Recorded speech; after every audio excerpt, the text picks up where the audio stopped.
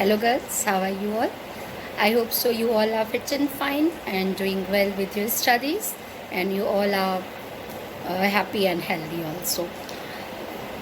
And I also hope so that you have studied and read the story Dhruv Yatra, as we were discussing from two videos. We have discussed the story by Janendra Kumar Dhruv Yatra, and I have taught you the questions which can be asked in examination, and I have given you homework also.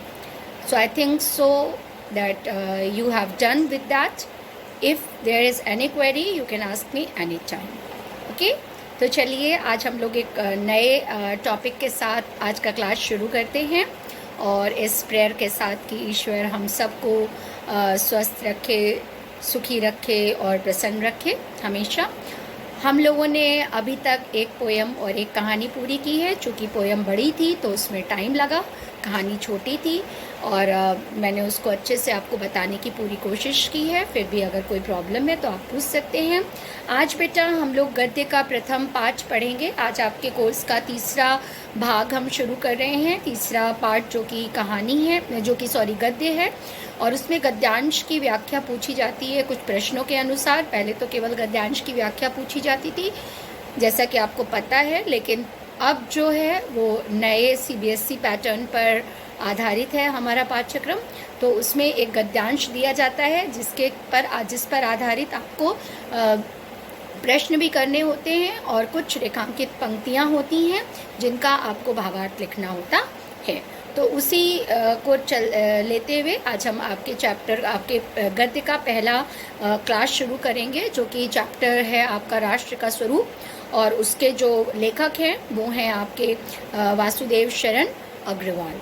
तो वासुदेव शरण अग्रवाल जी के बारे में हम आपको पहले बताएंगे, लेकिन उसके पहले हम आपको थोड़ा सा बता दें कि इस चैप्टर में कवि जो हैं वो क्या कहने की कोशिश कर रहे हैं। तो इस चैप्टर में कवि जो हैं वो ये कहने की कोशिश कर रहे हैं कि जो किसी भी राष्ट्र का स्वरूप है ना, वो राष्ट्र का स्वरूप कैसे निर्मित होता है, इस बात को वो बताते हैं। तो अगर मैं आपसे पूछूंगी कि राष्ट्र का स्वरूप जो है वो किस प्रकार से बनता है और किन किन तत्वों की ज़रूरत होती है राष्ट्र का स्वरूप बनाने के लिए, तो आपके मन में क्या ख्याल आता है? क्या आपके मन में कुछ ख्याल आता है? और ज़रूर आता होगा, जैसे कि मेरे मन में भी आ रहा है कि राष्ट्र के स्वरूप को बनाने के लिए क्या क्या चीज़ों की ज़रूरत पड़ेगी। तो जैसे कि सबसे पहले हमको लोगों की ज़रूरत पड़ेगी, क्योंकि बिना मनुष्य के किसी भी संस्था को या किसी भी देश की परिकल्पना या किसी भी राष्ट्र की परिकल्पना हम बिल्कुल भी नहीं कर सकते हैं। तो सर्वप्रथम तो हमें लोगों की ज़रूरत पड़ेगी। उसके बाद हमको भूमि की ज़रूरत पड़ेगी, क्योंकि हम राष्ट्र कहाँ पर निर्मित करेंगे, देश की सीमा क्या होगी, उसके दूसरे देशों से क्या संबंध होंगे, और देशवासी जो है, जो लोग हैं, वो कहाँ पर रहेंगे। तो इसके लिए हमको सबसे पहले जो है वो देश की पृष्ठभूमि को तैयार करने के लिए भूमि की ज़रूरत पड़ेगी। तो ये बात भी आपको समझ में आनी चाहिए कि हमें भूमि जो है उसकी मुख्यतः ज़रूरत पड़ेगी। फिर जब हमारे पास लोग और भूमि तैयार हो गए, तो लोग किस प्रकार से एक दूसरे के साथ टैकल करेंगे, एक दूसरे के साथ उनके कैसे संबंध होंगे, और वो किस भावना से परिपूर्ण होंगे। तो सबसे पहले तो मनुष्यता की भावना उनमें होनी चाहिए, क्योंकि यदि मनुष्य में मनुष्यता की भावना नहीं होगी तो राष्ट्र का संकल्प हम पूरा नहीं कर पाएंगे। देश का संकल्प तो हम पूरा कर लेंगे कि किसी भी तरह के लोग देश में रह जाएंगे, लेकिन जब हम राष्ट्र की बात करते हैं तो क्योंकि हमें राष्ट्र की उन्नति की बात करनी है, राष्ट्र की चीज़ों की बात करनी है, राष्ट्र की बातों की बात करनी है, तो राष्ट्र की संकल्पना जो हम करेंगे वो हम यहाँ पर इस तरीके से करेंगे कि राष्ट्र जो है वो बहुत ही अधिक अपने आप में गौरवान्वित महसूस कर सके। और इसके लिए मनुष्य में, चाहे वो मनुष्यता हो, चाहे वो उसकी उन्नति हो, प्रगति हो, किसी भी तरह की कोई भी बात हो, तो उसके लिए सबसे अधिक मनुष्य के लिए जो ज़रूरी तत्व है वो है संस्कृति। तो इस तरह से वासुदेव शरण अग्रवाल जी एक राष्ट्र के स्वरूप की कल्पना करने में या जब वो परिकल्पना करते हैं राष्ट्र के स्वरूप की, तो वो 3 तत्वों को ज़रूरी बताते हैं, भूमि, जन और संस्कृति। और इसी पर आधारित हमारा ये पाठ भी है, इसी पर आधारित हमारा ये पाठ है। और इसके बाद हम लोग, जैसा कि हमको पहले डिस्कस करना है आपका लेखक की जीवनी, तो हम आपको थोड़ा उनके बारे में बता दें। और आप इसके साथ ही जो है वो जीवनी अपनी बुक से भी पढ़ेंगे, तो दोनों को मिला करके आप एक अच्छे नोट्स अपने जो हैं वो तैयार कर सकते हैं। ठीक है, तो सबसे पहले तो हम आपको ये बताएंगे कि जो वासुदेव शरण अग्रवाल जी का जो साहित्यिक परिचय है उसके बारे में, उस पर प्रश्न पूछे जा सकते हैं आपसे, उनके जीवन परिचय पर प्रश्न पूछे जा सकते हैं, उनकी रचनाएं आपसे पूछी जा सकती हैं, उनकी सेवाएं कि वो राष्ट्र के लिए क्या क्या उन्होंने किया, और उनकी भाषा शैली, इन सब पर आधारित क्वेश्चंस जो हैं वो आपसे जीवनी में अब पूछे जाते हैं। पहले तो सीधे सीधे जीवनी आती थी, लेकिन जब से यूपी बोर्ड ने पैटर्न चेंज किया है तब से वो उनके कभी जीवन परिचय पूछते हैं, कभी कृतियाँ पूछते हैं, कभी साहित्यिक सेवाएं पूछते हैं, भाषा शैली भी पूछ सकते हैं और रचनाओं के नाम भी पूछ सकते हैं। तो इसको जो है वो हम आपको बताते हैं कि किस तरह से आप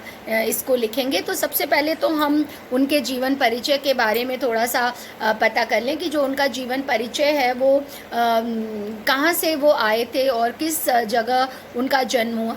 तो वो जो हैं वो जो वासुदेव शरण अग्रवाल जी हैं वो 1904 में मेरठ जनपद में खेड़ा नामक ग्राम में प्रतिष्ठित एक परिवार था, वैश्य परिवार, वहाँ पर जो है उनका जन्म हुआ था। कहाँ पर? खेड़ा नामक स्थान पर, ग्राम में, मेरठ जनपद पे है ये। 1904 में उनका एक प्रतिष्ठित वैश्य परिवार में उनका जन्म हुआ था।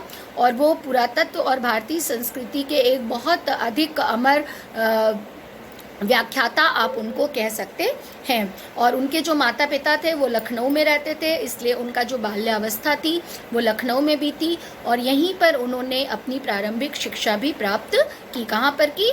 लखनऊ में की। इसके बाद क्योंकि वो बचपन से ही बहुत प्रखर बुद्धि के थे तो वो अध्ययन के क्षेत्र में उनका ये गुण बहुत अधिक सार्थक हुआ। क्योंकि जो एक बच्चा होता है जो कि पढ़ता है और एक बच्चा होता है जो कि जिसे कि कुछ गॉड गिफ्टेड होता है इंटेलिजेंस, तो इस तरह के वो बच्चे थे। और चूँकि उनकी बुद्धि बहुत प्रखर थी इसलिए उनके अध्ययन के क्षेत्र में ये बुद्धि की प्रखरता बहुत अधिक सहायक सिद्ध हुई। और इसलिए उन्होंने अपनी अल्प आयु में ही, बहुत छोटी आयु में ही काशी हिंदू विश्वविद्यालय से उन्होंने, उस समय काशी हिंदू विश्वविद्यालय कहा जाता था जो काशी में है स्थापित, उससे वहाँ उन्होंने एमए किया और लखनऊ विश्वविद्यालय से उन्होंने पीएचडी और डीलिट की उपाधि धारण की। ठीक है, डीलिट और पीएचडी और डीलिट की उपाधियाँ धारण की। पहले वो पीएचडी की जाती है, उसके बाद फिर डीलिट। पीएचडी तो आपको मालूम ही है और डीलिट का फुल फॉर्म होता है डॉक्टर ऑफ लिटरेचर। ठीक है, डॉक्टर ऑफ लिटरेचर। तो ये उपाधियाँ उन्होंने प्राप्त की। उसके बाद इनकी जो अध्ययन और पुरातत्व में बहुत विशेष रुचि थी तो इसलिए इनको जो है अध्ययन तो आप जानते ही हैं पढ़ने में, और पुरातत्व विभाग जो कि पुराना चीज़ों की जानकारी जिसमें कि दी जाती है। तो चूँकि उनकी अध्ययन और पुरातत्व विभाग में बहुत अधिक रुचि थी इसलिए उनको काशी विश्वविद्यालय ने पुरातन और प्राचीन इतिहास विभाग का प्राचीन अध्यक्ष बना दिया। क्या बना दिया? पुरातत्व एवं प्राचीन इतिहास विभाग का अध्यक्ष बना दिया और उसका कार्यभार उन्हें सौंप दिया और बाद में वो आचार्य पद पर आसीन हुए। माँ सरस्वती के ये अमर पुत्र थे और इन अमर पुत्र ने हिंदी साहित्य की सेवा की, काफ़ी लंबे समय तक की, और 1967 में 1967 में इनकी मृत्यु हुई। अब चूँकि डॉक्टर वासुदेव शरण अग्रवाल जी मथुरा में, लखनऊ में रहे थे तो हम थोड़ा सा उनकी साहित्यिक सेवाएं जो उन्होंने दी उसके बारे में बात करेंगे। तो साहित्यिक सेवाओं में उन्होंने मथुरा और लखनऊ के जो पुरातत्व विभाग के संग्रहालय थे, जो पुरातत्व जहाँ पर पुरानी चीज़ें, पुरानी बातों की चर्चा होती है, उसके जो संग्रहालय थे उसमें उन्होंने निरीक्षक और केंद्रीय पुरातत्व विभाग के निदेशक के रूप में काम किया और राष्ट्रीय संग्रहालय दिल्ली के भी वो अध्यक्ष रहे। मैं फिर से एक बार आपको बता रही हूँ कि डॉक्टर वासुदेव शरण अग्रवाल जी, इनको चूँकि इन्होंने पीएचडी और डिलीट किया था तो इनको डॉक्टर की उपाधि भी प्राप्त थी बेटा, तो इसलिए हम ये उनको डॉक्टर उनके नाम के आगे लगाएंगे जब भी आप उनका नाम लिखेंगे। तो डॉक्टर वासुदेव शरण अग्रवाल जी को मथुरा और लखनऊ के पुरातत्व जो संग्रहालय थे उसमें वो निरीक्षक के पदों पर रहे, और उसके बाद केंद्रीय पुरातत्व विभाग के निदेशक और राष्ट्रीय संग्रहालय दिल्ली के भी अध्यक्ष रहे। और इन्होंने अपने जीवन का कुछ अमूल्य समय काशी हिंदी विश्वविद्यालय के इंडोलॉजी विभाग, कौन सा विभाग, इंडोलॉजी विभाग में भी अध्यक्ष के रूप में व्यतीत किया, वहाँ पर बिताया। इनका जो मुख्य विषय था वो, जैसा कि मैं आपको पहले ही बता चुकी हूँ, वो पुरातत्व था, और इन्होंने प्रागैतिहासिक, वैदिक और जो पौराणिक साहित्य था इसके मर्म को जानने का प्रयास किया। किसके किसके, जो प्रागैतिहासिक काल था, मतलब प्रागैतिहासिक जो कि इतिहास का, प्राक मतलब पुराना और इतिहास, पुराने इतिहास को जानने का प्रयत्न किया, वैदिक साहित्य को जानने का प्रयत्न किया, और पौराणिक साहित्य के मर्म का भी उद्घाटन इन्होंने किया, क्योंकि अपने साहित्य में ये संस्कृति और प्राचीन इतिहास की प्रामाणिकता को प्रस्तुत करने वाले व्याख्याता व्यक्ति थे। ये एक अनुसंधानकर्ता भी थे स्वयं, और एक निबंधकार और संपादक के रूप में भी इन्होंने अभूतपूर्व ख्याति प्राप्त की। इनकी जो मुख्य कृतियां हैं वो मैं आपको एक बार पढ़ के बता रही हूँ। इनकी मुख्य कृतियां जो हैं, क्योंकि काफ़ी सारे नाम होते हैं तो कहीं कन्फ्यूज़न ना हो आपको और मैं भी कहीं आपको कुछ गलत ना बता दूँ, तो मैं बता रही हूँ कि इनके जो निबंध संग्रह हैं बेटा, वो पृथ्वीपुत्र, कल्पवृक्ष, कल्पलता, मातृभूमि, भारत की एकता, वेद विद्या, कला और संस्कृति, वाग्धारा और उर्ज्योति हैं। कौन कौन सी कृतियां हैं इनकी? इनकी कृतियां, हम इनकी कृतियों को कुछ भागों में बांटेंगे, जिसमें कि निबंध संग्रह है, और संपादन, टीका और समीक्षा, और ऐतिहासिक और पौराणिक निबंध, और इन्होंने जो शोध प्रबंध किया उसमें, इन 4 भागों में हम उसको बांटेंगे। फिर से बता रहे हैं, निबंध संग्रह पहले आपको बताएंगे, फिर जो इन्होंने जिन पुस्तकों का संपादन किया उस पर टीका लिखी या उसकी समीक्षा की लिखी, फिर ऐतिहासिक और पौराणिक निबंध, और उसके बाद शोध प्रबंध। तो सबसे पहले हम लोग इनके निबंध संग्रह की बात करते हैं। तो निबंध संग्रह में इन्होंने पृथ्वीपुत्र, कल्पवृक्ष, कल्पलता, मातृभूमि, कला और संस्कृति, भारत की एकता, वेद विद्या, वाग्धारा और उर्ज्योति, इन पुस्तकों का, इन निबंधों का इन्होंने निर्माण किया, इन निबंधों की इन्होंने रचना की।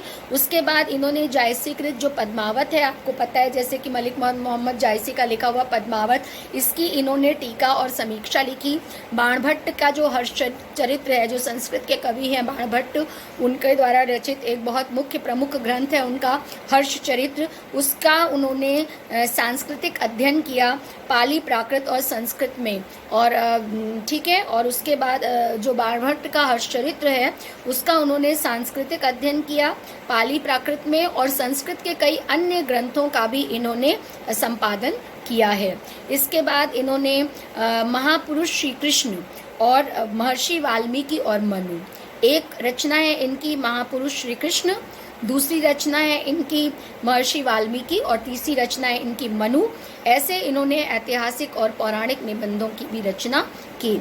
और इसके बाद इनका जो शोध प्रबंध है, शोध ग्रंथ जो है, वो पाणिनि काल भारत है। कौन सा है? पाणिनि काल भारत है। तो इस तरह से आपने देखा कि हमने उनकी रचनाओं को 4 भागों में बांटा है। कितनी भागों में? 4 भागों में। ये मैं आपको एक मोटा मोटा उनका जीवन परिचय बता रही हूँ, गूढ़ जीवन परिचय, और आप अपनी बुक से भी उसको लिखेंगे और उसके साथ अपनी बुक से भी देखेंगे मेरे इस वीडियो को दोबारा देख करके, और दोनों का एक बढ़िया नोट्स आप तैयार करिएगा, जिससे आपकी जीवनी भी साथ में तैयार हो जाए, क्योंकि डॉक्टर वासुदेव शरण अग्रवाल जी की जीवनी इम्पॉर्टेंट है आपकी बोर्ड की दृष्टि से और कई बार पूछी जाती है, इसलिए। और फिर इनका साहित्यिक परिचय अगर हम दें तो ये कविता लेखन से अपना इन्होंने साहित्यिक जीवन बेटा शुरू किया था, लेकिन इनकी रचनाओं में योग्यता थी, अनुभव था, बुद्धि थी, क्योंकि बुद्धि इनकी असाधारण थी, और भारतीय संस्कृति और राष्ट्रीयता के इन्होंने बहुत से अमिट चित्र बनाए, और उन चित्रों को चित्रित करते हुए अनुसंधान की अपनी जो प्रवृत्ति थी उसको जागृत करते हुए उनका भी स्पष्टतया समावेश किया। मतलब इन्होंने जो अपनी कविताएं लिखी उसमें किस किस चीज़ की बात है कि एक तो उन्होंने अपनी रचनाओं को बहुत योग्य बनाया, दूसरा अपने अनुभव और जो इनकी असाधारण बुद्धि थी उसकी मदद से इन्होंने भारतीय संस्कृति और राष्ट्रीयता के जो अमिट चित्र थे उनको चित्रित करते हुए और अनुसंधान की भी उसमें अपनी तीव्र प्रवृत्ति को उपयोग किया और इन्होंने स्पष्ट रूप से साहित्य का जीवन अपना लिखा या अपनी कविताओं में स्पष्टता को प्रकट किया। ये एक विचारशील और प्रतिभा संपन्न संपादक थे चूँकि, तो इन्होंने लखनऊ और मथुरा के जो पुरातत्व संग्रहालय हैं उनके ये निरीक्षक इसीलिए बनाए गए क्योंकि ये एक विचारशील और प्रगति संपन्न प्रतिभा संपन्न व्यक्ति थे और इन्होंने केंद्रीय पुरातत्व विभाग का संचालन भी किया। किसका? केंद्रीय पुरातत्व विभाग का। और राष्ट्रीय संग्रहालय दिल्ली के अध्यक्ष रहे, ये मैं आपको पहले ही बता चुकी हूँ। फिर इन्होंने अपने साहित्य जीवन में साहित्य के साथ साथ चूँकि ये पुरातत्व विभाग से जुड़े रहे तो इसलिए इन्होंने पुरातत्व विभाग के विषयों को भी अपने अध्ययन का विषय बनाया। फिर से कंफ्यूज मत होइएगा, इन्होंने चूँकि ये पुरातत्व विभाग से जुड़े रहे उसके अध्यक्ष पद पर इनको बैठाया गया था तो इसलिए ये पुरातत्व विभाग को भी पुरातत्व को भी अपने अध्ययन का विषय बनाने में सफल रहे। इनकी जो भाषा के बारे में अगर हम बात करें तो आप ये देखेंगे कि जो इनकी भाषा है वो भाषा और साहित्य के बहुत ही अधिक प्रकांड पंडित जो हैं ये रहे भाषा और साहित्य के, और उस भाषा और साहित्य के प्रकांड पांडित्य के कारण इन्होंने बहुत सी पत्रिकाओं में अपने निबंध लिखे और एक गौरवपूर्ण स्थान अपना हिंदी साहित्य जगत में बनाया। इनका जो लेखन है वो चूँकि एक अनुसंधान एक शोध व्यक्ति शोध को पसंद करने वाले शोध ग्रंथ को लिखने वाले व्यक्ति थे इसलिए इनका जो लेख है वो अनुसंधान पूर्ण है। इनके लेख को आप अनुसंधान पूर्ण लेखन भी इनके लेख को आप कह सकते हैं और इन्होंने भारतीय संस्कृति की गहरी छाप उन लेखों में छोड़ी और आप ये भी कह सकते हैं कि उन्होंने जो भारतीय संस्कृति है उस पर आधारित बहुत ही उत्कृष्ट निबंधों की आप उनको संज्ञा दे सकते हैं। जो निबंध इन्होंने भारतीय संस्कृति पर आधारित लिखे हैं और हम ये भी कह सकते हैं क्योंकि यहाँ पर आप गद्य का पाठ इनका पढ़ रहे हैं तो आप ये भी कह सकते हैं कि ये केवल एक गद्य के लेखक बेटा नहीं थे बल्कि ये काव्य प्रेमी भी थे और इन्होंने काव्य के क्षेत्र में भी अपना हाथ चलाया मतलब कलम चलाई, लेकिन हाथ पैर चलाया नहीं कहेंगे यहाँ पर, कलम चलाई, लेकिन इन्होंने काव्य के रूप में कोई पृथक पुस्तक नहीं लिखी है। ये आप ध्यान रखिएगा कि इन्होंने कविता जैसे इसके पहले मैंने आपको 2-3 सेंटेंस पहले बताया था कि इन्होंने काव्य रचनाओं में बहुत स्पष्टता का परिचय दिया, अपनी योग्यता का, अनुभव का, बुद्धि की प्रखरता का, लेकिन पृथक रूप से इन्होंने कोई काव्य रचना नहीं की। छुटपुट कविताएं ये उसमें लिखते थे और इन्होंने जो है वो जो भी लिखा गद्य में ही लिखा, गद्य की भाषा का प्रयोग किया और शोध निबंधों में इन्होंने एक मूल्यवान परंपरा का भी प्रारंभ किया। ये इनका सबसे बड़ा साहित्यिक अवदान कहा जा सकता है या साहित्यिक सेवा कही जा सकती है कि इन्होंने जो शोध निबंध थे उन शोध निबंधों की मूल्यवान परंपरा का आरंभ किया। डॉक्टर अग्रवाल की भाषा जो है वो शुद्ध और परिष्कृत खड़ी बोली आप कह सकते हैं, शुद्ध और परिष्कृत खड़ी बोली है। और जब आप चैप्टर पढ़ेंगे तो आप देखेंगे कि उसमें संस्कृत के तत्सम शब्दों का बहुत अधिक प्रयोग जो है वो मिलता है। और लेकिन इसके साथ साथ भाषा कहीं भी क्लिष्ट नहीं है, भाषा में समरसता और सरलता आपको दिखाई देगी। इनकी जो भाषा है वो सरल है और सरस भाषा का प्रयोग इन्होंने किया है। इन्होंने प्राकृत, उर्दू, अंग्रेज़ी और विदेशी भाषाओं का प्रयोग भी अपने काव्य में, अपने निबंधों में किया है, अपने गद्य में किया है। और इन्होंने कहीं भी संस्कृत शब्दावली जहाँ पर भी इनकी आई है वहाँ पर जो भाव है वो कहीं भी क्लिष्ट नहीं हुए हैं। तो मतलब कहने का ये है कि जो संस्कृत पदावली का, शब्दावली का, नोट पदावली का, जो संस्कृत शब्दावली का इन्होंने प्रयोग किया है उससे कहीं पर भी इनकी भाषा में क्लिष्टता की झलक जो है वो नहीं दिखती है। इसके अतिरिक्त इनकी भाषा के बारे में हम ये कह सकते हैं कि इन्होंने कहीं पर भी अपनी भाषा में पांडित्य का प्रदर्शन नहीं किया, क्योंकि जिसकी भाषा अच्छी होती है और जिसका भाषा पर अच्छा कमांड होता है, आप देखते हैं कि कई बार वो लोग थोड़ा सा क्लिष्ट लिखते हैं या बड़े बड़े शब्दों का प्रयोग प्रयोग करते हैं, तो ऐसा नहीं है। इन्होंने कहीं पर भी पांडित्य का अपना पांडित्य भावना को दर्शाया नहीं है, ये भावना उनको छू भी नहीं गई थी। इन्होंने मुहावरे और कहावतों का भी प्रयोग किया है अपनी भाषा में, बहुत कम किया है, लेकिन बहुत कम, नाम मात्र के लिए किया है। और जो वाक्य विन्यास है इनका वो सुगठित है, अपने आप में संपूर्ण रचना करने वाला है। और मैं आपको ये पहले ही बता चुकी हूँ कि इनकी भाषा में उर्दू, अंग्रेजी और अन्य भाषाओं का प्रयोग भी किया जाता है, लेकिन प्रायः मुहावरे और लोकोक्ति का प्रयोग जो है वो नहीं देखा जा सकता है। ठीक है, इन भाषाओं का प्रयोग इसमें सॉरी, एक चीज़ मैंने आपको गलत बता दिया कि विदेशी भाषा का प्रयोग इनकी भाषा में नहीं दिखता है। जो मुहावरे और लोकोक्ति हैं वो तो नहीं दिखती हैं।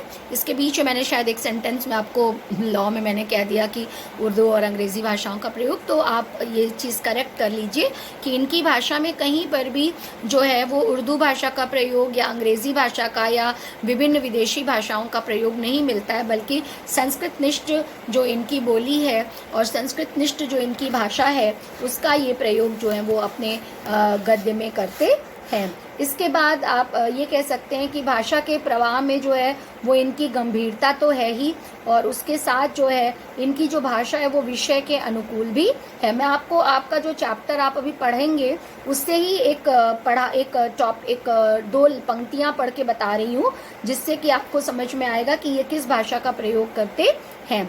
तो आप देखेंगे कि जैसे इन्होंने लिखा है कि राष्ट्रीयता की जड़ें पृथ्वी में जितनी गहरी होंगी उतना ही राष्ट्रीय भावों का अंकुर पल्लवित होगा। इसलिए पृथ्वी के भौतिक स्वरूप की आद्योपांत जानकारी प्राप्त करना, उसकी सुंदरता, उपयोगिता और महिमा को पहचानना आवश्यक धर्म है। मैं फिर से एक बार पढ़ रही हूँ और फिर बताती हूँ कि मैंने क्यों पढ़ा। कि राष्ट्रीयता की जड़ें पृथ्वी में जितनी गहरी होंगी उतनी ही राष्ट्रीय भावों का अंकुर पल्लवित होगा। इसलिए पृथ्वी के भौतिक स्वरूप की आद्योपांत जानकारी प्राप्त करना, उसकी सुंदरता, उपयोगिता और महिमा को पहचानना आवश्यक धर्म है। इन्होंने जो भाषा में अपना प्रवाह दिया और जो गंभीरता दिखाई और अपनी भाषा को विषय के अनुकूल बताया, ये इनका एक मुख्य गुण है। इसीलिए मैंने आपको ये एग्जाम्पल बताया है। इन्होंने संस्कृत साहित्य का चूँकि गहरा अध्ययन किया था, फिर इसलिए संस्कृत का कि आप सोचेंगे कि क्यों जब ये हिंदी के लेखक हैं तो इनके में संस्कृत का इतना ध्यान बार बार मैम क्यों बोल रही हैं कि तत्सम शब्दावली है। तो उसका रीज़न ये है कि मैंने आपको बहुत बार ये चीज़ बताई है कि जो भी व्यक्ति होता है लेखक या कवि, वो लेखक और कवि होने से पहले एक व्यक्ति होता है और उसके कुछ वैयक्तिक गुण, उसके कुछ व्यक्तिगत गुण जो हैं वो उसकी रचनाओं में अवश्य आ जाते हैं। वो अगर ना भी लाना चाहे तो भी आ जाते हैं, क्योंकि वो उसके बेटा नैसर्गिक गुण होते हैं। तो और चूंकि इन्होंने संस्कृत साहित्य का गहरा अध्ययन किया था, इसलिए संस्कृत का प्रभाव इनकी भाषा पर रहा है, लेकिन फिर भी इन्होंने उसके सरल शब्दों को प्रयोग किया है। एक एग्जाम्पल और आपको बता रही हूँ। जिस देवयुग में यहाँ नदियों की वारी धाराएं अखंड प्रवाह से बह रही थीं, उस समय मनुष्यों ने ध्यान की शक्ति से सारे भूभाग को मानो देवत्व प्रदान करने के लिए नदियों के तटों और संगमों पर तीर्थों का निर्माण किया। फिर से बता रहे हैं, जिस देवयुग में यहाँ नदियों की वारी धाराएं अखंड प्रवाह से बह रही थीं, उस समय मनीषियों ने ध्यान की शक्ति से सारे भूभाग को मानो देवत्व प्रदान करने के लिए नदियों के तटों और संगमों पर तीर्थों का निर्माण किया। तो इस भाषा को जब हम देखते हैं तो हम ये देखते हैं कि इसमें संस्कृत के तत्सम शब्दों का प्रयोग तो है, लेकिन फिर भी अर्थ समझ में आ रहा है कि वो क्या कह रहे हैं। भाषा जो है वो क्लिष्ट नहीं हुई है। ठीक है, तो इस प्रकार से हम उनकी भाषा के जो गुण हैं उनको कुछ नाम दे सकते हैं कि जो संस्कृत निष्ठता है, सुगमता है, सुबोधता है, विषयानुकूलता है और प्रवाहपूर्णता है और सुगठिता है, वो इनकी भाषा का प्रधान गुण है। मैं फिर से एक बार आपको बता रही हूँ कि इनकी भाषा में संस्कृत निष्ठता मिलती है, सुगमता मिलती है, सुबोधता मिलती है, विषयानुकूलता मिलती है, प्रवाहपूर्णता मिलती है और सुगठिता मिलती है। ये सब इनकी भाषा के प्रधान गुणों में गिने जाते हैं। इनकी जो शैली है वो जैसे मैंने आपको अभी व्यक्तित्व की बात बताई कि जिसे हम कहते हैं कि style is the man himself, कि शैली ही व्यक्तित्व है। कहावत जो है वो ये सच चरितार्थ करते हैं, सत्य चरितार्थ करते हैं, क्योंकि जो प्रत्येक व्यक्ति की अपनी एक शैली होती है, वो उसी शैली में लिखता है। और डॉक्टर वासुदेव शरण अग्रवाल की शैली भी उनके अध्ययन और उनके स्वभाव के अनुरूप गंभीर शैली है। इन्होंने जिन शैलियों में निबंध लिखे हैं अपने, क्योंकि अधिकतर इन्होंने निबंध ही लिखे हैं, वो गवेषणात्मक शैली है, व्याख्यात्मक शैली है, उद्धरण शैली, भावात्मक शैली, विचारात्मक और सूक्ति कथन शैली है। ये इनकी शैलियों की मुख्य विशेषताएं हैं। मैं फिर से एक बार आपको बता दे रही हूँ कि ये गवेषणात्मक शैली में लिखते हैं। उसके बाद इनकी शैली में व्याख्या भी है, व्याख्यात्मक शैली हो गई। उद्धरण, जहाँ पर ये अपनी बात को पुष्ट करने के लिए संस्कृत के उद्धरण देते हैं, उसको हम उद्धरण शैली कह सकते हैं। फिर उसके बाद चूँकि लोक संस्कृति का भाव और भारतीय संस्कृति का भाव इनकी रचनाओं में बहुत अधिक मिलता है, तो आप इनकी शैली को भावात्मक शैली भी कह सकते हैं, उसका गुण भी इनकी रचनाओं में मिलता है। और विचारात्मक शैली और सूक्तियों को कभी कभी ये लाए हैं, ये अपने कथन को तर्क से सिद्ध करना चाहते हैं और तर्क के कारण उद्धरण और सूक्तियों से ये पुष्ट करते हैं अपनी बात को, और इसलिए इनकी भाषा जो है वो बहुत शब्दमयी और परिष्कृत भी दिखाई पड़ती है। जैसे जो चैप्टर आप पढ़ेंगे उसमें ही इन्होंने एक संस्कृत की सूक्ति ली है, माता भूमि पुत्रो अहम पृथिव्याम। क्या ली है? माता भूमि पुत्रो अहम पृथिव्याम, कि जो हमारी भूमि है वो हमारी माँ है, हमारी माता है, और जो हम इस पृथ्वी के पुत्र हैं। यहाँ पर अहम लिखा है, तो अहम का मतलब मैं इस पृथ्वी का पुत्र हूँ, अर्थात ये जो भूमि है वो हमारी माँ है और मैं इस भूमि का पुत्र हूँ। तो इस तरह की सूक्तिपरण शैली भी इन्होंने ली है। इसके अलावा इनकी शैली की विशेषताओं में बेटा व्यवहारिकता और अलंकारिकता आती है, और उसके बावजूद चूँकि व्यवहारिकता आ जाती है, तो अलंकारपूर्ण होते हुए भी इनकी जो शैली है वो आप कह सकते हैं कि सरलता से भरी हुई है। तो इस प्रकार से हम ये कह सकते हैं वासुदेव शरण अग्रवाल जी के बारे में कि ये एक बहुत ही धीर गंभीर लेखक थे। धीर गंभीर रूप से इनका साहित्य, इनके धीर गंभीर रूप होने के कारण और अध्ययन के प्रणेता होने के कारण इनका जो साहित्य है वो बहुत ही गंभीर और गवेषणात्मक और सुसंस्कृत साहित्य है और सुगठित साहित्य है। और इनको हम एक निबंधकार के रूप में देखते हैं, तो ये जो है वो इनको हम मनीष साहित्यकार और एक उच्च कोटि के निबंधकार के रूप में भी इनको याद कर सकते हैं। ये विषयानुकूल परिवर्तन करने में जो भाषा शैली होती थी उसमें विषय के अनुकूल परिवर्तन करते थे, और इसलिए इन्होंने भाषा का उनकी भाषा और शैली के बारे में हम ये भी कह सकते हैं कि उन्होंने इसका विषय के अनुरूप प्रयोग किया है, क्योंकि ये विषयानुकूल भाषा का प्रयोग करने में पारंगत थे। तो चूँकि इनकी जो रचनाएं हैं वो भारतीय संस्कृति और पुरातात्विक चीज़ों से बेटा भरी हुई हैं, पुरातात्विक चीज़ों से, इसलिए हम ये भी कह सकते हैं कि ये इनकी जो रचनाएं हैं वो हिंदी साहित्य के गौरव के रूप में हमेशा याद की जाएंगी, और इनकी जो सांस्कृतिक और पुरातात्विक रचनाएं हैं वो वास्तव में हिंदी साहित्य का गौरव हैं। और इनको हम एक जो सरस्वती माँ हैं, जो विद्या की देवी सरस्वती माँ कही जाती हैं, उनके महान पुजारी के रूप में अगर हम इनके जीवन को कहें तो ये बहुत बड़ी बात नहीं होगी। तो एक तरह से हम कह सकते हैं कि एक तरफ ये माँ सरस्वती के पुजारी हैं और राष्ट्र सेवा करते हैं, और दूसरी ओर ये सच में भी राष्ट्र सेवा करते हैं, और जीवन भर ये साहित्य की सेवा राष्ट्र सेवा के रूप में करते रहे।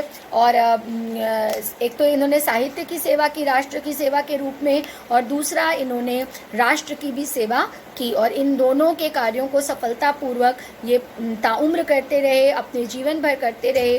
और भारतीय संस्कृति और भारतीय साहित्य में जो संस्कृत के अन्वेषी साहित्यकार हैं डॉक्टर वासुदेव शरण अग्रवाल, उनका नाम हिंदी साहित्य में चिर स्मरणीय रहेगा। मतलब इनका जो योगदान है वो इतना अधिक है, इतना ज़्यादा है कि वो हमेशा याद किए जाएंगे। एक सांस्कृतिक लेखक के रूप में, एक हिंदी साहित्य के पुरोधा के रूप में, एक मनीषी विद्वान के रूप में और एक प्रख्यात पुरातत्व विभाग के जानकार के रूप में, और बुद्धि से भी प्रखर थे। तो वो गुण भी इनके साहित्य में आपको प्रचुरता से देखने को मिलता है। तो मैंने आपको जीवनी बता दी है, क्योंकि अयोध्या सिंह उपाध्याय हरिऔध जी की जीवनी मैंने उस समय आपको नहीं बताई थी। आपसे कहा था कि आप पढ़ लीजिएगा, लेकिन आपसे ये भी कहा था कि नेक्स्ट टाइम से हम आपको जीवनी पहले बताएंगे ऑथर की। तो अयोध्या सिंह उपाध्याय हरिऔध जी की जीवनी हम बीच में कभी आपकी ले लेंगे, और आपको मैंने कहा है कि तब तक आप अपनी बुक से पढ़ के रखिए, और कभी भी मैं बीच में आपको एक छोटा सा ब्रेक देने के लिए अयोध्या सिंह उपाध्याय हरिऔध जी की जीवनी भी मैं आपके साथ बेटा डिस्कस कर लूँगी। तो ये मैंने एक कोशिश की है अपने नोट्स के द्वारा आपको देने की, कि आपको डॉक्टर वासुदेव शरण अग्रवाल जी के जीवन के बारे में मुख्य चीज़ें, उनकी रचनाओं के बारे में, उनके ग्रंथों के बारे में, उनकी भाषा और शैली के बारे में, और उन्होंने जो साहित्यिक अवदान हमारे देश के लिए, हमारे हिंदी साहित्य के लिए किया, और किस तरह से उनके साहित्य को हम याद करेंगे, इसके ऊपर मैंने अपने नोट्स से आपको काफ़ी कुछ बताने की कोशिश की है। इस वीडियो को आप एक बार ज़रूर वीडियो को देखिए मेरे, और इसके अलावा अपनी बुक से भी जीवनी को पढ़िए, और दोनों से मेरे वीडियो को देख करके, अपनी बुक को पढ़ के एक बढ़िया फर्स्ट क्लास नोट्स आप बना करके और अपने तैयार कर लीजिए, क्योंकि डॉक्टर वासुदेव शरण अग्रवाल जी की जीवनी बोर्ड की दृष्टि से इम्पॉर्टेंट है। ठीक है, और इसके बाद अब अपने नेक्स्ट वीडियो से हम आपका राष्ट्र का स्वरूप चैप्टर जो है उसको स्टार्ट करेंगे, जो इनके द्वारा लिखा एक अभूतपूर्व चैप्टर है, बहुत बढ़िया चैप्टर है और इम्पॉर्टेंट चैप्टर भी है बोर्ड की दृष्टि से। तो इसको हम नेक्स्ट वीडियो में करेंगे। ठीक है, तो तब तक के लिए आप इसके नोट्स तैयार करिए। God bless you, take very good care of your self बेटे एंड योर फैमिली मेम्बर्स।